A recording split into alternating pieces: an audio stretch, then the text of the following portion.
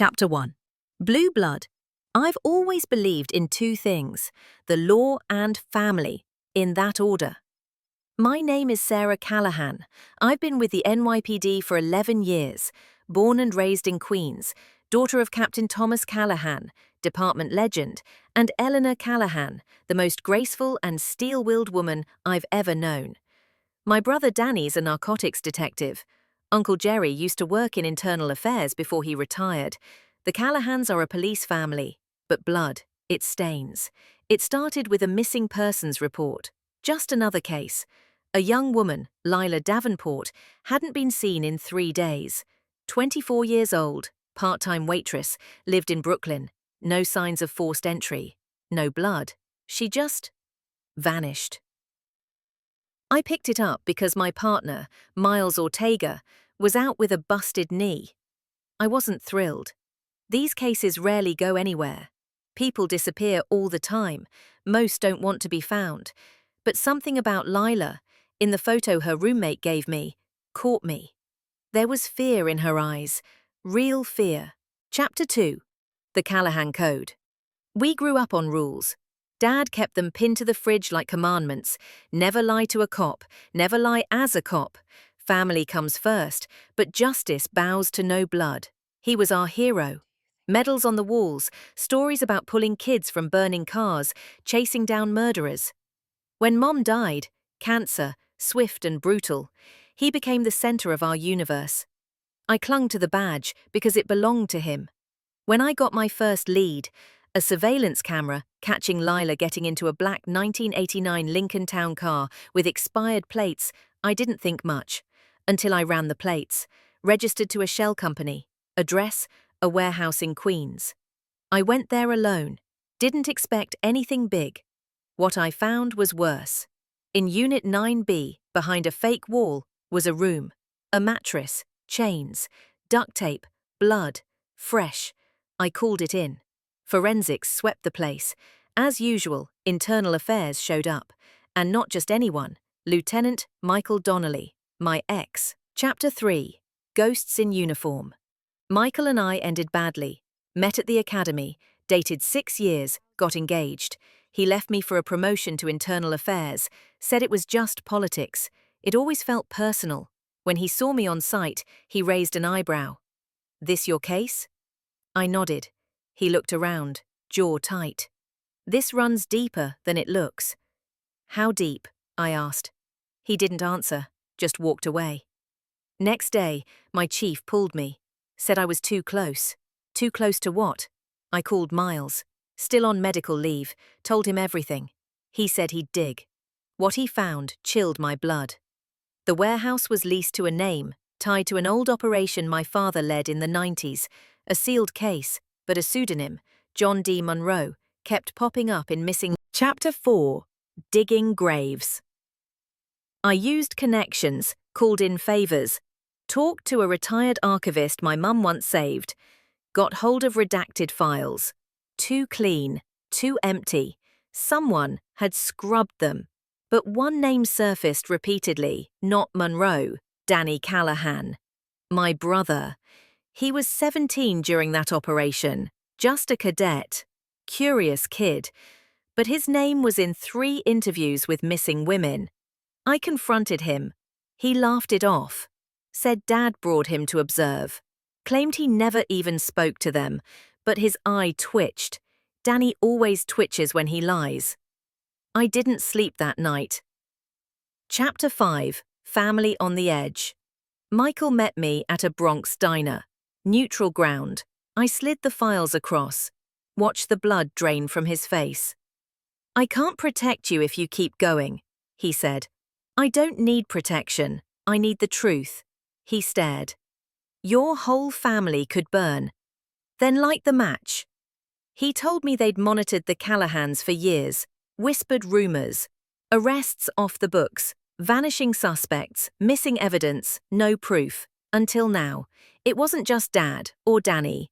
There was Uncle Jerry, cousins I hadn't seen in years, a whole network, Callahan Justice. Chapter 6. The Girl in the Wall. They found Lila, alive, barely. She'd been moved, Someone tipped off the captors. But she fought, left one of them bleeding.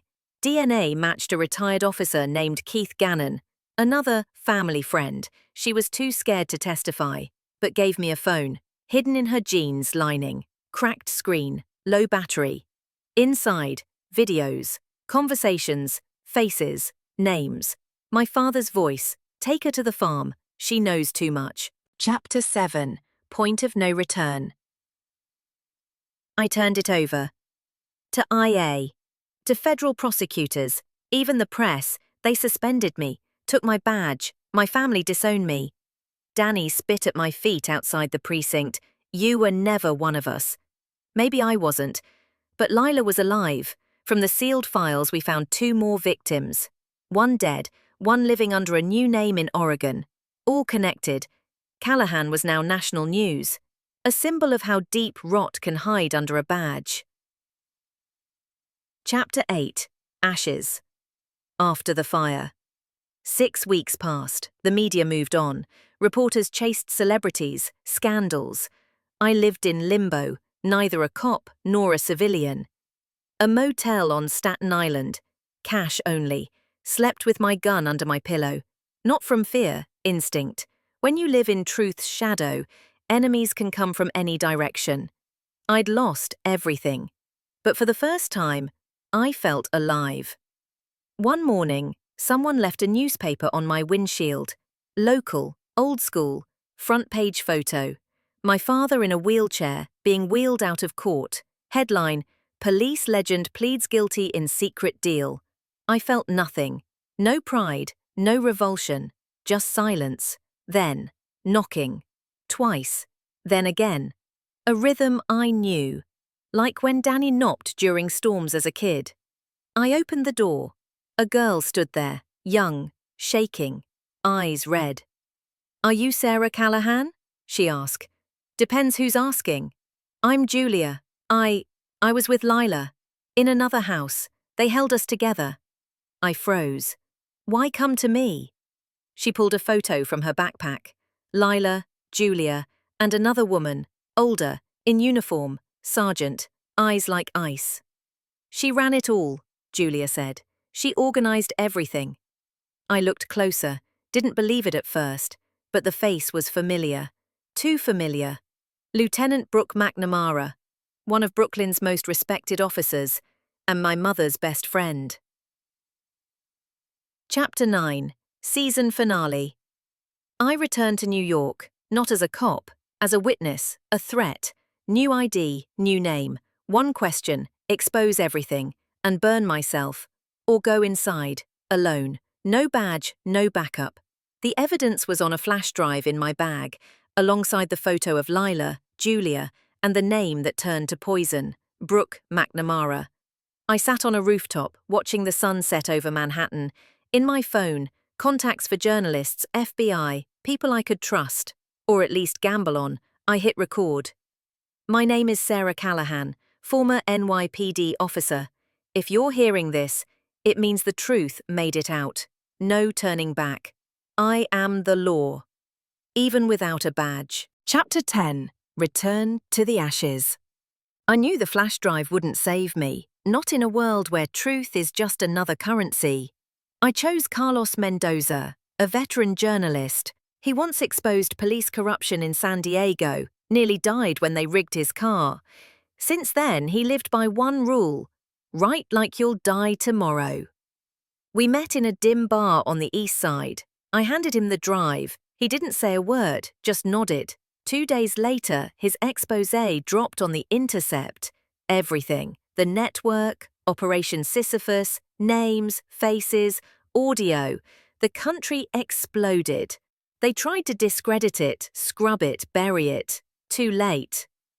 The FBI launched a probe. McNamara disappeared, rumors flew, Canada or silenced by her own. Protests surged, support and death threats poured in. One night, a bullet pierced my motel window while I brushed my teeth. I didn't die, but I knew. Time to vanish. I moved to Montana, a small town where no one asks questions. Wolves howl at night. Neighbors leave milk on porches. I worked at an auto shop under the name Laura, thought it was over, until one day at the register a man in a long coat appeared, grey hair, scarred knuckles. He slid me a note, one word, Thomas. My heart stopped. Dad had died in prison a month ago, but not all his secrets died with him, and someone wanted me to know. "We've got work, Laura," the man said, and walked away. I stared at the paper. Peace is a myth, especially if you're a Callahan,